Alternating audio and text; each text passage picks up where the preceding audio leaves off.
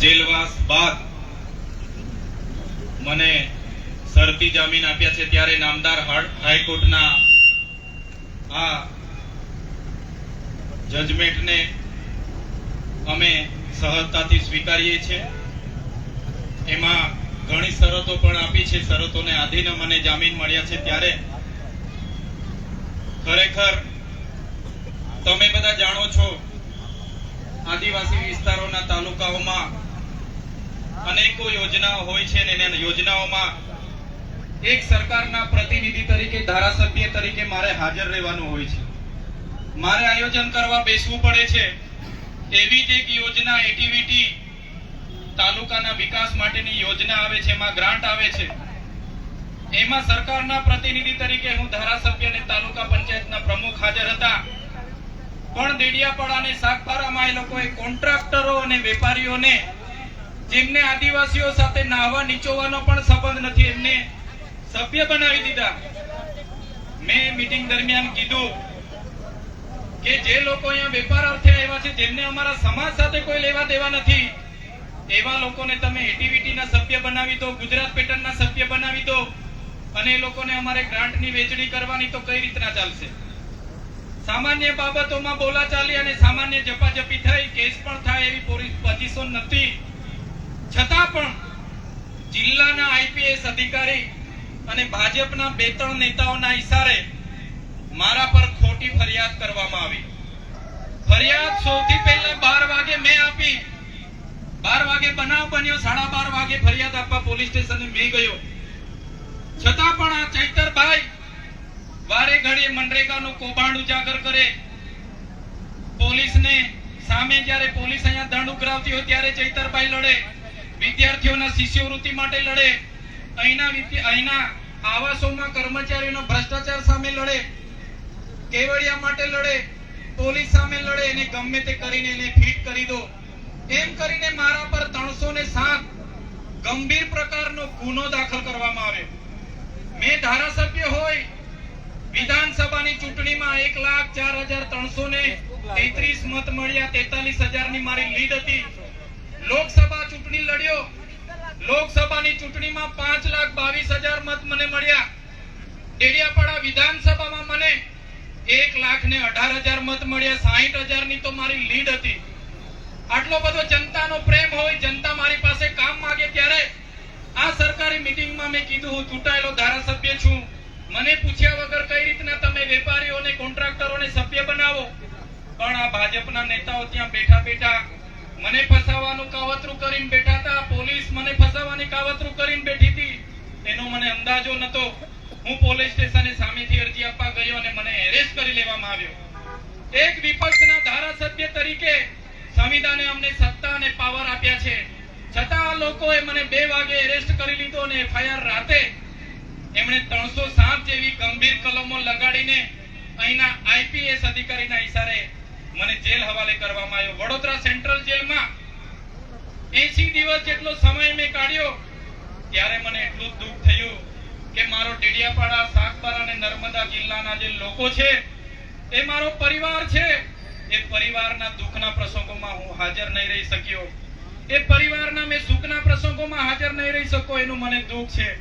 પણ મિત્રો, આજે જ્યારે નામદાર હાઈકોર્ટે મને જામીન આપ્યા છે તો પૂરેપૂરો મને ન્યાય પ્રણાલિકા ઉપર ભરોસો છે।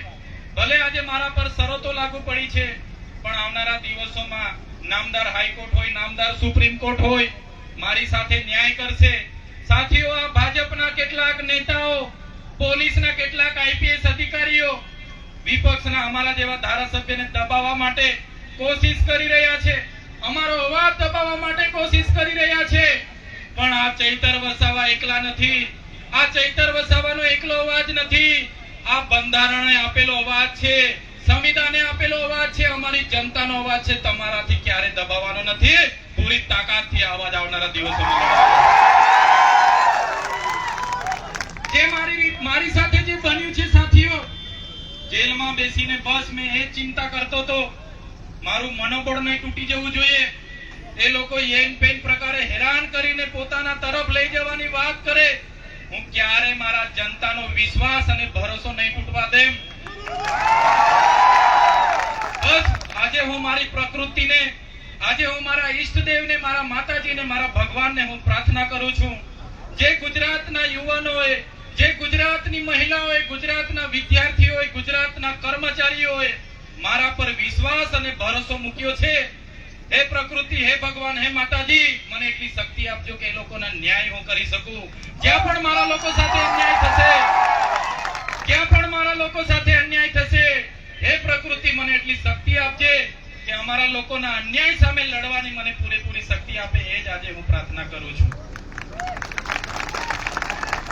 મારા આ કપરા સમય દરમિયાન મારા અને મારા પરિવાર સાથે આવનારા આમ આદમી પાર્ટીના માન્ય અરવિંદ કેજરીવાલજી, ભગવત માનજી, પ્રદેશ પ્રમુખ અમારા ઈસુદાનજી, ગોપાલજી, મનોજજી, અમારા વિસ્તારના તમામ આગેવાનો, રાજકીય તમામ આગેવાનો સાથે કેટલાક સાથી, કોંગ્રેસ પક્ષના પણ કેટલાક સાથી આગેવાનોએ સહકાર આપ્યો, સામાજિક ધર્મગુરુઓએ, કેટલાક મોભી મંડળોએ, બધાએ મારા પ્રત્યે જે પ્રેમ દાખ્યો છે, લાગણી દાખવી છે, બધા જ પોલીસ અધિકારીઓ સરકાર અને ભાજપના એજન્ટ નથી હોતા. કેટલાક પોલીસ અધિકારીઓ પોતાની પ્રતિષ્ઠા, ઈમાનદારી, સુરક્ષા, સલામતીનું પણ કામ કરે છે. એવા લોકોએ પણ આમાં મને સહકાર આપ્યો છે. જે પણ આ કપરા સમયમાં મને સહકાર આપ્યો છે, એ તમામ લોકોનો હું આભાર માનીને મારી વાણીને વિરામ આપું છું. બધાનો ખૂબ ખૂબ આભાર. આજના પ્રસંગે હું ઘણો વ્યથિત હતો.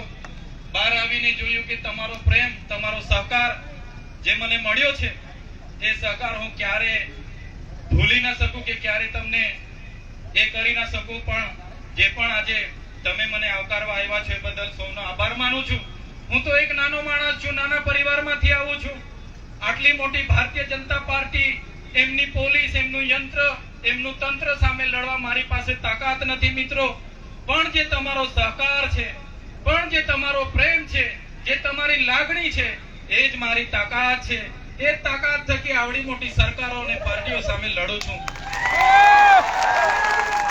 ત્યારે આવનારા દિવસોમાં અહીંના જે પણ ગ્રાન્ટોને સગે વગે કરનારા અધિકારીઓ હોય, અમારા લોકોને રંજાડનારા કેટલાક પોલીસ અધિકારીઓ હોય કે કેટલાક ભાજપના નેતાઓ બે નંબરિયા ધંધા કરતા હોય, એમને પણ કહેવા માંગુ છું, આ ચૈતર વસાવાનો અવાજ હજુ પણ મજબૂતાઈથી તમારી સામે ઉઠવાનો છે. તમે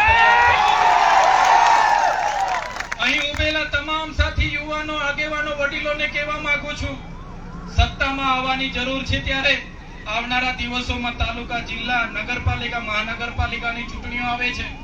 ગુજરાતના તમામ વિસ્તારના યુવાનોને આહવાન કરું છું, આવો બધા સાથે મળીને ગુજરાતમાં પરિવર્તન તરફ આગળ વધીએ. તમારા સાથ અને સહકારની જરૂર છે. આજે આ સમય આવી ગયો છે, આવો સમય ફરી કદી આવવાનો નથી. આવનારા દિવસોમાં બધા આવો. આજે ભરતી મેળો 9000 સીટો પર લડવા માટે જવાનો છે, એમાં ભરતી થાવ અને બધા લડો અને જીતીને વહીવટમાં સત્તામાં આવો એમ બધાને આહવાન કરું છું. આજે ફરી એકવાર અહીંથી અમે પ્રદેશ પ્રમુખ સાહેબ સાથે અમે હરસિદ્ધિ માતાજીના મંદિરે દર્શન માટે જવાના છે. ત્યારે બધા જ આગેવાનો, માતા બહેનો જે પણ અહીંયા આવ્યા છે, પોતપોતાના ઘરે શાંતિથી પહોંચી જજો. તમે ઘરે પહોંચો ત્યાં સુધી અમને બધાને ચિંતા થશે. આટલું કહીને અહીંયા વધારે સમય નહીં રોકાતા. જાહેર માર્ગ હોય, ટ્રાફિકની સમસ્યા અડચણરૂપ ના બને એ પ્રકારે બધા અહીંથી પોતપોતાના ઘરે પહોંચી જજો. આ જ વિનંતી સાથે ફરી એકવાર મારા અને મારા પરિવારને સાથ સહકાર આપનાર તમામ નામી અનામી સાથી, રાજકીય, સામાજિક, ધાર્મિક તમામ લોકોનો આભાર માનીને વિનમું છું. અને આજે મને જામીન આપ્યા છે બદલ ન્યાય પ્રણાલિકા ઉપર મને પૂરો ભરોસો છે કે આવનારા દિવસોમાં પણ મારી સાથે ન્યાય થશે. સત્યને ગમે તેટલું પરેશાન કરવામાં આવશે, પણ સત્ય પરાજિત નથી, પણ સત્યનો જ વિજય થવાનો છે. ધન્યવાદ. તો મિત્રો, એક છેલ્લો આશ્વાસન આપીને વાત પૂરી કરીશું.